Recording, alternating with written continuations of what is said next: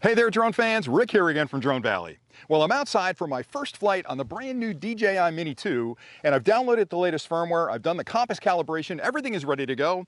I've downloaded the latest DJI Fly application with all the updates needed to fly this guy, and I'm all ready to go. Now, I haven't put it up in the air yet. I'm out on a beautiful afternoon down in South Jersey, one of my favorite places to fly down here over the marshlands, and it's the first time I'm going to put the quad up. So let me spin up the rotors. And then we're going to take off. Man, this is the best part right here. And I know I'm really close to the water. I'll be okay. Don't worry. All right, now before I fly this, I want to spend a little bit of time sort of getting my feel for it. Wow, that's really responsive. Oh, that's a beaut. That's a beaut. Down and up a couple more times. All right, now I'm going to be brave and I'm going to send it out over this marshland because I trust the technology and I'm hoping everything's going to be fine. So let's see. Are you all set? I'm so nervous, but here we go. And away we go.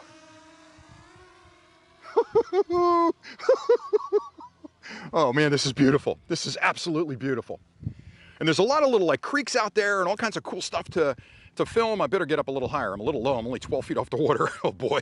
Oh boy. All right. All right. All right. I had to keep an eye on it here. All right. I'm not going to take it out too far because again, I'm just getting used to the area. I haven't been out here in a little while, but I'll get some footage here. I'm recording 4K at 30 frames a second, and I'll switch over to that sometime during this dialogue here. All right, I think that's about far enough. Now I'm going to bring it back. I don't want to take my eyes off the craft. So let me just bring it back, and then I'll give you some impressions here. All right. All right, coming back, coming back. This is so cool. Oh man, oh man. The images, I can't even speak. The images on this are so clear. I can't wait to see what this footage looks like. Because it's a perfect day. It's like a beautiful sunny day. You got clouds in the background. All right, keep an eye on the quad, Rick. Quit talking. All right, let me just get it in safely. See how close I can get with landing it. All right, she's coming in. All right, any second now. I'm gonna put her down. Nice and easy, nice and easy. All right, bring her down. And I'm gonna bring her back over this way. Let's see how close I get to the mat. And I know I'm close to the water. I'm gonna be fine, don't worry. Everybody worries. Let me spin it around so I have the orientation correct. All right, come on down. And then back a little bit, a little to the left. No precision landing on this guy, so it's all pilot. It's all pilot landing this one. There we go, right in the middle of the H. Come on, come on. Boom, there's a perfect landing. All right, so I'm gonna fly this thing like crazy today. I've got so many other locations I wanna fly, but I'm gonna spend a lot more time here. I've got 3 full batteries. I'm gonna be out over these marshes and over that bay most of the afternoon. I've got a lot of farmland. I'm going away this weekend to Pennsylvania, so I've got a lot of fields out there and farms out there I'm gonna film. So what I'll do is put together a montage to give you an idea what the 4K looks like versus the 1080p, and then I'll come back at the end after I've flown it for a couple of days and really give you my impression of it because I wanna compare it to the Mavic Mini and see if there's much of a difference between them. We know it's got OcuSync 2 in it and it's got a 4K camera, but beyond that, I want to see if the flight characteristics have changed at all, if the handling of it's better, if it's more responsive, those kind of things. And I'll give you those conclusions at the end of this clip. So if you stay tuned, what I'll do now is put a montage together of all the flights that I'm going to do over the next couple of days, and then I'll come back with some conclusions at the end. So stay tuned.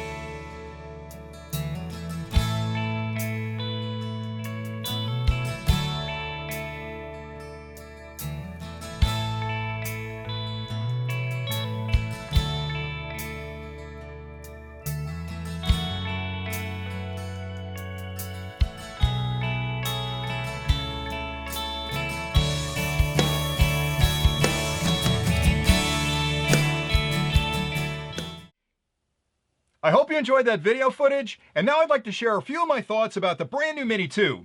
Because I've been flying the quad for the last couple of weeks and I've had it out in a ton of different environments. I've been flying it over cornfields, I had it out over the bay, I flew it on windy days, I flew it on calm days, I've had it in really high elevations out in the mountains of Pennsylvania, and the only word I can use to describe my impressions of this quad is astonished. I can't tell you how impressed I am with this tiny little quad and with the amount of technology that DJI packed into this small little frame. It really is almost unbelievable how well this thing handles different environments. Now, one of the clips that I actually put in that last montage has this up over a lake out in Pennsylvania. And if you look down at the water, you can see ripples on the water. That wind was whipping pretty good across the surface of that lake. And there was a moment where I was sitting there thinking, do I really want to launch this? Like, I haven't flown it a lot yet, and I know with the Mavic Mini, it's a bit of a slave to the wind, so the wind can bang it around. I'm wondering if the Mini 2 can handle that wind a little bit better. Now, again, the specifications have it handling a level 5 wind, so I thought, I got to give it a try. So I'm on the edge of that lake, and I actually launched it across the lake, and I didn't get any warnings at all about wind conditions or anything. It stayed rock solid where I left it, so I thought, let me push it a little bit further. So I took it up to 100 feet, then 200 feet. Now, normally,